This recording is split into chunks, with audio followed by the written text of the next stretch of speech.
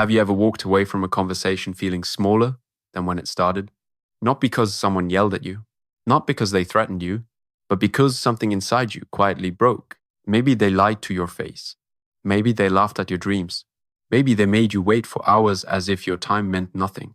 Or maybe they crossed a boundary you had clearly asked them not to cross, and then acted like you were the problem for bringing it up. Here's the uncomfortable truth. Disrespect rarely begins with something obvious. It begins with little moments that seem too small to confront. A cancelled plan, a sarcastic comment, a broken promise, a joke that somehow always comes at your expense. Most people ignore those moments. They tell themselves, it's not worth arguing about. They probably didn't mean it. I'm sure it'll get better. But disrespect grows the same way weeds grow. Ignore it long enough, and eventually it takes over the entire garden. The saddest part is that many genuinely kind people believe tolerating disrespect makes them compassionate. It doesn't. It simply teaches other people how little they have to do to keep losing your respect while still keeping access to your life. A few years ago, I learned that lesson the hard way. There was someone I cared deeply about. Every time they disappointed me, I made excuses. Every lie had a reason. Every broken promise had an explanation. Every disrespectful comment became, they're just having a bad day. I thought patience would eventually change them. Instead, my patience drained them. The more I accepted, the more they expected. Until one day, I realized something that completely changed how I viewed relationships. People don't always treat you according to who you are. They often treat you according to what you repeatedly allow. That realization was painful, but it was also incredibly freeing. Because the moment you stop accepting disrespect, people have only two choices. Respect your standards, or leave your life. Both outcomes are victories. Today, we're going to talk about 5 forms of disrespect that should never become normal.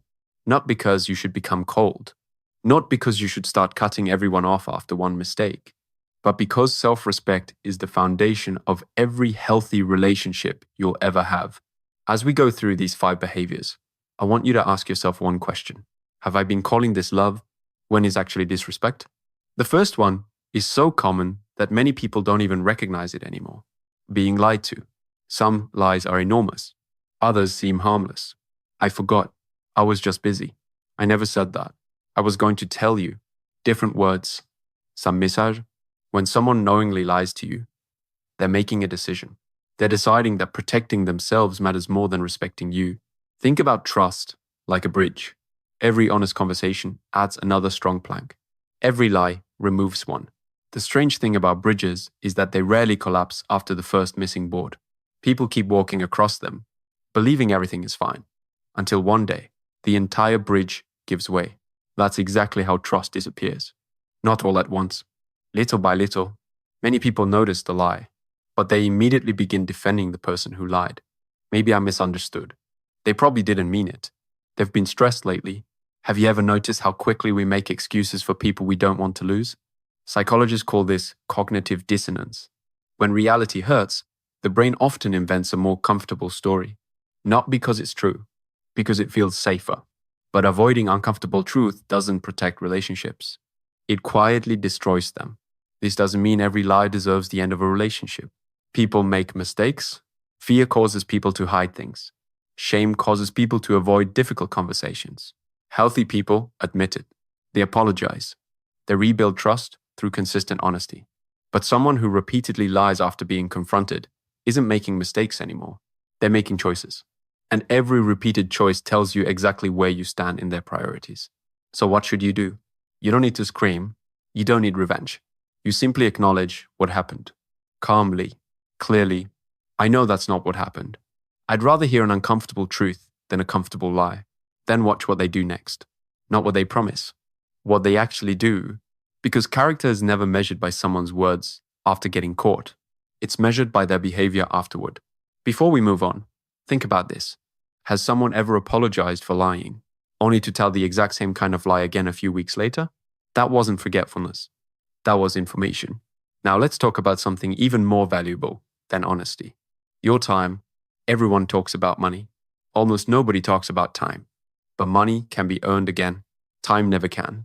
That's why people who constantly waste your time are often doing something much more serious than simply being late. They're communicating your value. Imagine lending someone a priceless family heirloom.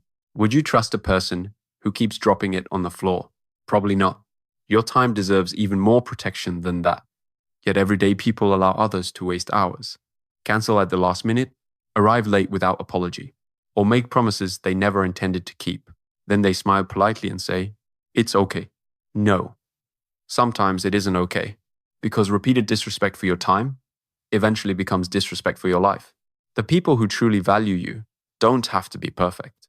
Life happens. Emergencies happen. Schedules change. The difference is consistency. Respectful people communicate. They apologize without excuses. They make an effort not to repeat the same behavior. Disrespectful people expect endless understanding while offering very little consideration in return. There's a simple question that changed the way I evaluate relationships. If I treated this person the way they consistently treat me, would they accept it, or would they immediately call it disrespect? The answer often tells you everything you need to know. The third form of disrespect is one that often hides behind a smile. It's being constantly put down, not through obvious insults, through comments disguised as jokes. "I'm just kidding. You're too sensitive. Can't you take a joke? I'm only being honest." If you've heard those phrases repeatedly, pay attention. Because not every joke is meant to make people laugh. Some are designed to make one person feel smaller while allowing the other person to avoid responsibility. Psychologists sometimes call this disguised aggression. The attack is hidden inside humor. If you react, they accuse you of lacking a sense of humor. If you stay quiet, they keep doing it. Either way, they win. Have you ever shared exciting news, only for someone to immediately point out everything that could go wrong? You finally get promoted. They say, "Let's see how long that lasts." You lose weight. They say, "You'll probably gain it back." You start a new business. They laugh and ask, "What if you fail?" At first, it sounds like realism. Eventually, you realize something deeper. Some people feel uncomfortable watching others grow. Your confidence reminds them of everything they've been avoiding in their own lives. So instead of growing with you, they try to shrink you. Never confuse criticism with disrespect. Healthy criticism helps you improve. Disrespect attacks your identity. One builds you, the other slowly tears you apart. The next time someone disguises cruelty as honesty, pause before defending yourself. Ask one simple question. Was your goal to help me or to hurt me? The answer is usually obvious. Now let's talk about something many generous people struggle to recognize. One-sided relationships. You always call first. You always check in. You always remember birthdays. You always listen. You always give. But the moment you need someone, everyone suddenly becomes busy. Relationships aren't measured by who gives more once. They're measured by whether both people continue showing up over time. Imagine carrying a heavy table with another person. If they let go without telling you, guess who carries all the weight? Eventually, you collapse. That's exactly what one-sided relationships do emotionally. They don't break you overnight. They exhaust you one favor, one sacrifice, one disappointment at a time.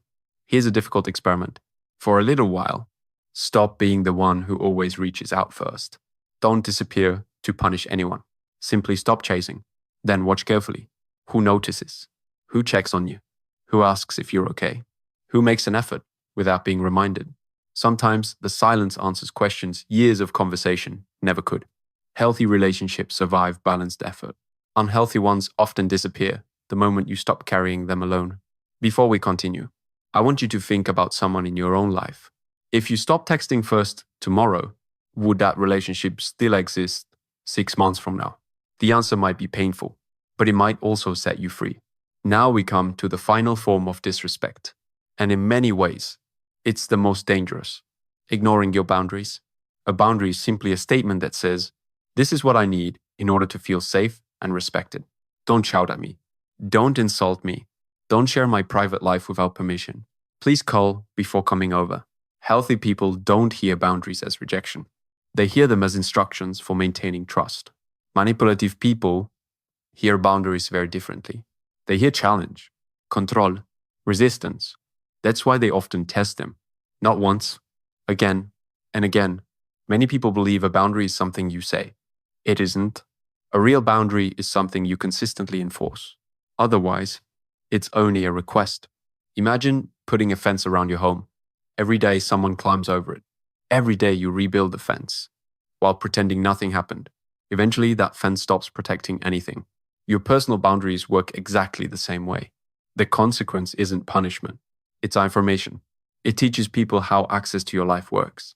Respect your boundary, and we're good. Ignore it repeatedly, and access becomes limited.